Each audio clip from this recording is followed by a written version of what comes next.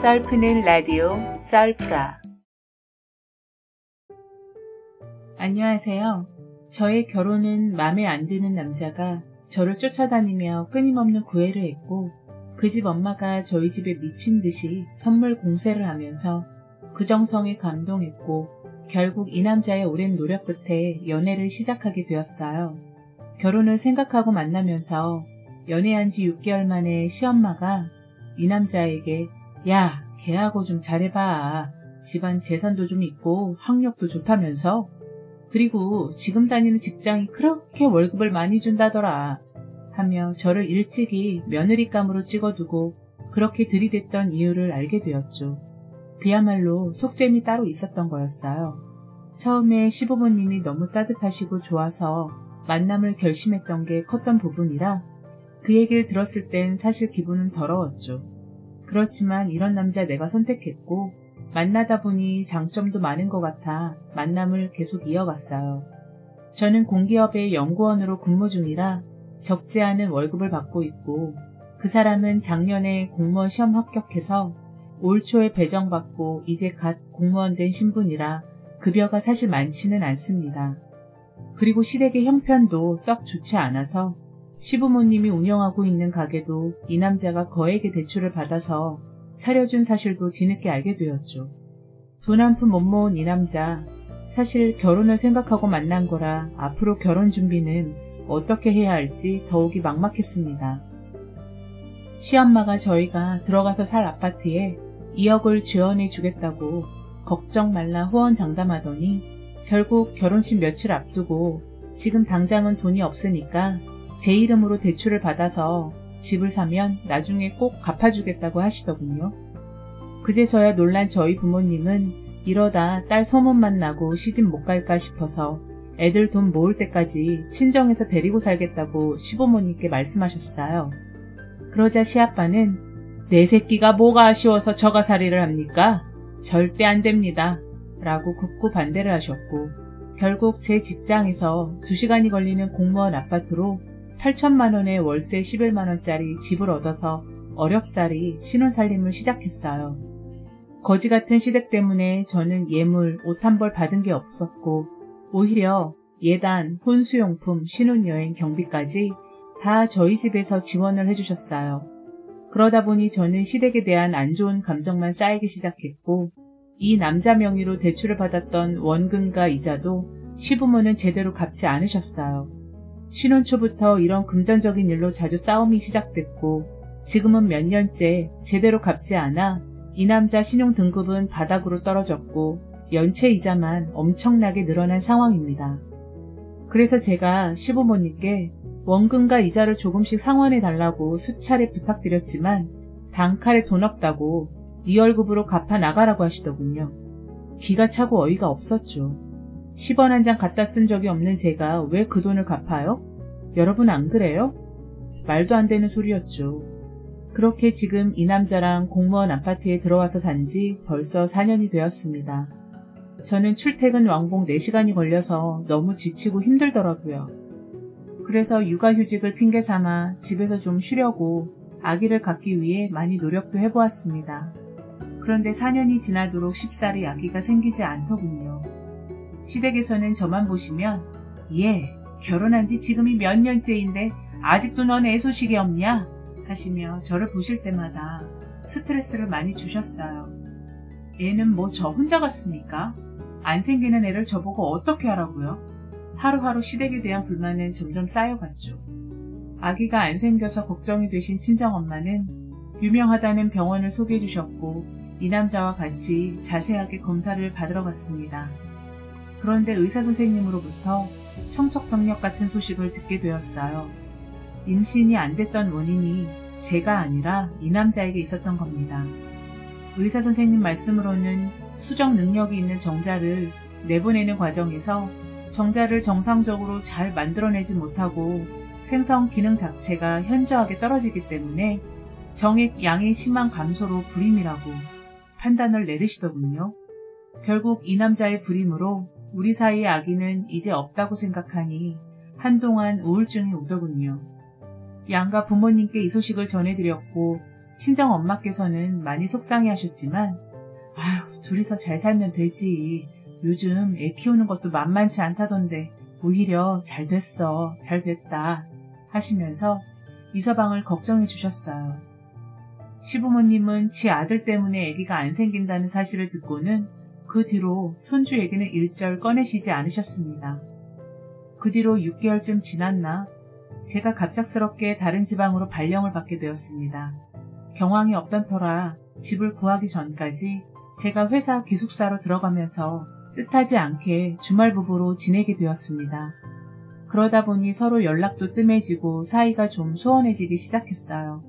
그리고 얼마 전부터 제가 주말에 집에 올라오면 뭔가 쎄한 느낌과 누군가 왔다 간 듯한 느낌적인 느낌을 받은 적이 한두 번이 아니었습니다.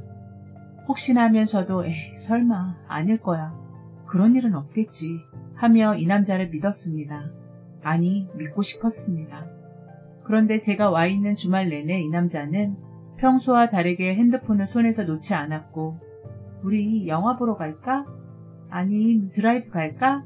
라고 물어보면 피곤한데 어딜 가냐며 귀찮다는 둥, 뭐 하러 나가서 돈을 쓰냐는 둥 이리저리 핑계를 대며 저와의 데이트를 거부하기 시작하더군요. 그리고 저를 스칠 때마다 처음 맡아보는 향기가 은근하게 나기도 했습니다.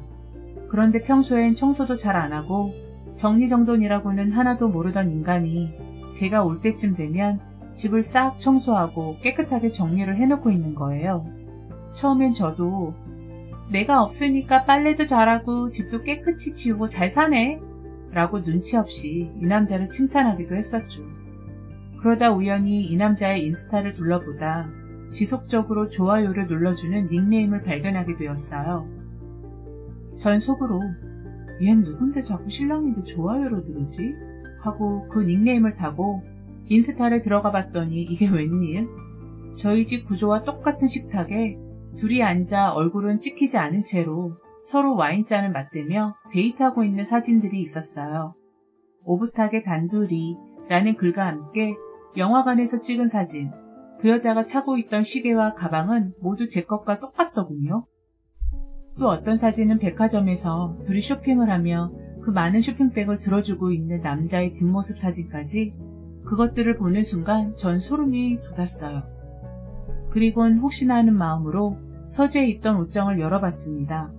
제가 결혼 전부터 모아뒀던 가방과 구두, 심지어 시계까지 싹 다 없어져 있더군요. 손이 바르르 떨리면서 피가 거꾸로 솟는 것 같았어요.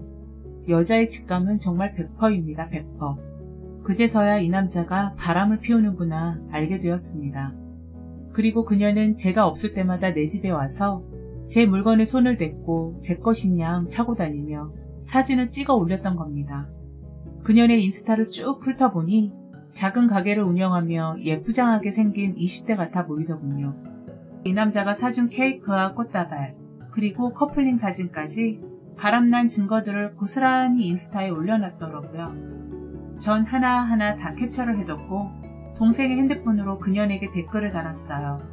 카페가 너무 예뻐서 글 남겨요. 남자친구가 자상하신가 봐요. 기념일도 챙겨주시고 부러워요. 라고요.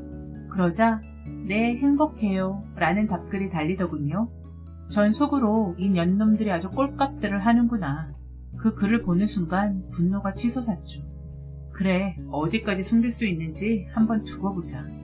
전 그날부터 조용히 증거들을 모았고 그래, 애도 없겠다. 지금까지 살면서 우리 친정에서 갖다 쓴 돈까지 싹 다 정리해서 내가 너한테 다 받아낸다. 라고 마음 먹었어요. 그리고 변호사 상담도 받았고요. 하루하루가 정말 지옥이 따로 없더군요. 며칠 후 증거 수집 후에 나를 잡아 남편에게 한 방에 다 터뜨렸습니다. 소름 끼치기 싫은 그년이 우리 집에 나 없을 때 들락날락한 아파트 CCTV 화면부터 인스타에 올라온 증거들, 그리고 결혼 예물로 맞춘 제 시계를 그년이 차고 다니며 자랑질했던 사진들까지 프린트해서 이 남자 면상에다 싹 다 뿌려버렸습니다. 그러자 이 남자의 반응은 올 것이 왔다라는 표정으로 놀라지도 않은 채 쓴웃음을 짓더군요. 미안하다는 말 한마디 없이 본인이 바람 피운 거 다 인정하더니 야, 어차피 애도 없는데 우리 이혼하자. 라고 되려 자기가 먼저 당당하게 이혼을 요구하더군요. 지금 만나는 애랑 도저히 헤어질 수 없다면서요. 죄책감은 일도 없이 말하더라고요. 전 너무 어이없었죠. 무릎 꿇고 싹싹 빌어도 모자랄 판에 뭐? 이혼을 하자고? 그년에게 미쳐도 네가 단단히 미쳤구나. 그래서 전 바로 이 남자의 귀싸대기를 세게 날려버렸습니다. 그리고 결혼 당시부터 지금까지 친정에서 갖다 쓴 청구서를 들이밀며 위자료랑 같이 준비하라고 소송하겠다고 큰 소리를 치고 나왔죠. 정말 펑펑 울면서 기숙사로 돌아왔습니다. 하루하루가 너무 괴롭고 자고 일어나면 지옥 같은 삶이고 회사에서는 포커페이스를 유지해야 되고 정말 정신적으로 힘들더군요. 그렇게 별거 아닌 별거 생활을 하면서 양각끼리는 등을 진 지 6개월이 다 되어갑니다. 전 본격적으로 상간녀 위자료 청구 소송부터 걸었습니다. 그년이 운영하고 있는 가게로 먼저 소장을 보냈죠. 일주일 만에 그년에게서 만나자고 연락이 오더군요.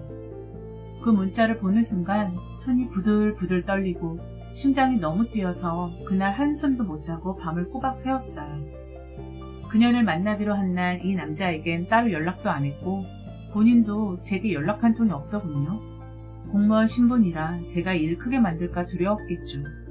가게에 도착하니 손님 한 명 없고 그년 혼자 앉아있더라고요. 저를 보며 한다는 말이 오빠 통해서 이혼한다고 들었는데 굳이 제게 위자료 청구 소송까지 하실 필요가 있어요? 라며 오히려 뻔뻔스럽게 묻더군요. 전 아랑곳 않고 내가 누구 좋으라고 쉽게 이혼을 해주니? 남의 가정 파탄낸 죗값은 톡톡히 치러야지 라고 퍼부어댔어요. 그리고 또 한마디 했죠. 귀신같이 내 집에 들락거리면서 내 허락도 없이 내 가방, 내 시계, 내 물건 차고 다니면서 갖고 나간 거 너 그거 절도죄로 내가 신고해줄까? 그리고 네가 좋다는 이 남자 내가 폐차시키면 그때 네가 주워다 써. 그러기 전에 위자료나 준비해두라고. 알겠어? 라고 말해버렸어요. 그러자 이년은 살짝 미소를 짓더니 슬그머니 테이블 위로 무언가 올려놓더군요. 그건 두 줄이 찍힌 임신 테스트기였어요. 그리고 한다는 소리가 저 임신 5주 됐어요. 오빠 말로는 두 사람 사이에 애도 없다는데 그냥 깔끔하게 이혼해주세요. 저 오빠랑 우리 아기랑 행복하게 살고 싶어요. 라며 빳빳이 고개를 쳐들더라고요. 아니 이게 무슨 말도 안 되는 황당무계한 소린지. 전 두 사람 사이에 아기가 맞냐고 확실하냐고 재차 그년에게 물어봤죠. 그랬더니 못 믿겠으면 지금 저와 같이 산부인과에 가서 임신 사실을 확인시켜 줄 수도 있다고 당당하게 말하더군요. 그러면서 초음파 사진까지 꺼내 보이더라고요. 전 그제서야 코웃음이 나왔고 속으로 뭐? 임신? 할렐루야, 하늘이 날 돕는구나. 어디 불임 주제에 누구? 네 애를 가져? 라며 마음속으로 쾌재를 불렀어요. 그리고 제가 다시 물었죠. 그 인간도 당신 임신한 사실 알고 있어요? 라고 묻자 아직 오빤 몰라요. 이번 주에 만나서 같이 병원 가보려고요. 라며 얼굴색 하나 안 변하고 말을 하더라고요. 전 헛웃음이 나오는 걸 겨우 참고 당신 말대로 쉽게 이혼해주면 너무 재미없지 않겠어요? 거기다 그 인간 애까지 가졌다는데 내가 받을 충격은 생각도 안 하나 봐요. 위자료 든든하게 준비해놓고 기다리세요. 남의 가정 파탄 내면 어떻게 되는지 톡톡히 보여줄 테니까. 라고 큰소리치고 그 가게에서 나왔습니다. 그리고 잊지 않고 모든 대화 내용도 다 녹음했죠. 거지 같은 남편 새끼, 결국 너도 인연한테는 세컨드였냐? 딴 놈 자식 임신해놓고 저렇게 뻔뻔스럽게 거짓말을 하다니. 요즘 것들은 정말 무섭다는 생각도 들고 그래, 닌 연놈들 얼마나 물어뜯고 서로 싸울지 구경이나 실컷 해야겠다 생각이 들더군요. 그리고 그날 오후 변호사 사무실로 찾아가 자세한 내용을 상담받고 남편이 일하는 근무지로 협의 이혼 소장을 보냈어요. 그리고 이 인간에게 그래, 너 말대로 우리 사이에 애도 없고 너 같은 쓰레기 새끼에 기생충 같은 니네 집안 이젠 나도 끝낸다. 서류 보냈으니까 바로 사인해 라고 보내버렸습니다. 위자료 청구 금액을 보고 놀란 이 남자는 만나자고 바로 연락이 오더군요. 전 변호사 사무실로 오라고 회신을 보냈고 그날 오후 오랜만에 이 남자를 만났습니다. 그리고 얼굴을 보는 순간 한마디 했죠. 요즘은 기술이 워낙 좋아져서 당신 불임 판정 받은 지 얼마나 됐다고. 이제 곧 아빠 된다며? 그토록 사랑하는 여자라더니 정말 그 사랑이 대단하긴 한가 봐. 당신 자식까지 생기고. 좋겠다. 네 새끼 생겨서. 라고 쏘아 붙였죠. 정말 속에선 천불이 나고 테이블에 있던 물 한 잔 시원하게 그 인간의 면상에 뿌려대고 싶었지만 꾹꾹 눌러 참았습니다. 그러자 이 남자, 어리둥절, 그게 무슨 말이야? 누가 내 자식을 가졌다 그래? 라고 되묻더군요. 전 군말 없이 녹음기를 틀었죠. 너 아직 모르니? 네가 사랑한다는 그 상간녀, 걔 벌써 임신 5주째라더라. 누구 씨인지도 모르는 애를 임신한 그런 걸레 같은 년하고 어디 잘 살아봐. 자기 행복한 가정 이루게 해달라고 하루라도 빨리 이혼해달래. 축하해. 라고 비꼬으며 말했죠. 순간 이 남자는 녹음을 다 듣고 나더니 멘탈이 탈탈 털려서 한번 휘청하더군요.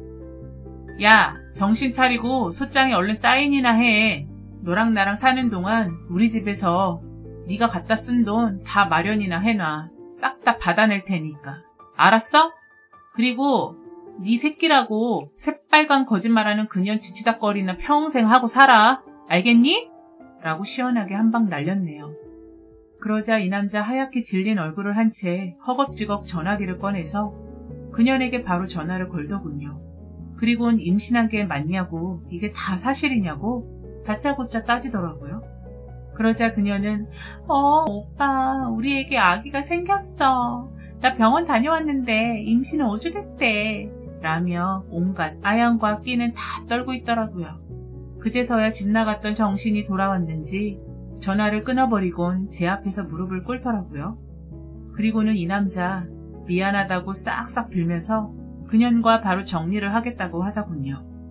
전 이 남자에게 우리 사이에 신뢰를 깬 건 너야. 넌 이미 폐차된 지 오래됐어. 그런 년한테 당하니까 어때? 뭐? 이제 와서 미안해? 한 번 바람 피운 놈이 두 번, 세 번 안 피우겠니? 너랑은 이미 끝났어. 끝! 법원에서 보자고. 라고 말하며 사무실을 나와버렸습니다. 주차장에 내려와 차를 타자마자 눈물이 하염없이 쏟아졌고 내 모습이 너무 초라하고 숨도 제대로 쉬어지지 않더라고요. 마음 다 잡고 위자료 받아내서 새 인생 살아보자 결심했지만 막상 이 남자 얼굴을 보니 저도 마음이 무너지더군요. 이혼 준비하면서 자존감 바닥치고 피폐해진 내 일상들, 무엇보다 두고두고 평생 기억될 이 큰 상처, 어떻게 치유를 하며 살아야 할지 막막하고 두렵기만 하네요. 이 글을 쓰고 있는 와중에도 이 남자에게 계속 연락이 옵니다. 그년과는 정리할 테니 믿어달라고 제발 용서해달라네요. 제가 이 남자랑 다시 합친다 한들 과거 얘기 안 꺼낼 자신도 없고 이 남자 일거수일투족을 제가 평생 의심하면서 살 것 같아 그냥 헤어지기로 큰 결심했어요. 앞으로 이혼녀로 잘 살아낼 수 있을지 막막하고 두렵기만 합니다. 그래도 여러분, 지금보단 낫지 않겠어요? 이제 그만 울고 그간에 있었던 악몽 같은 일들은 훌훌 털어버리렵니다. 긴 글 읽어주셔서 감사합니다. 구독과 좋아요는 썰프라에 큰 힘이 됩니다. 감사합니다.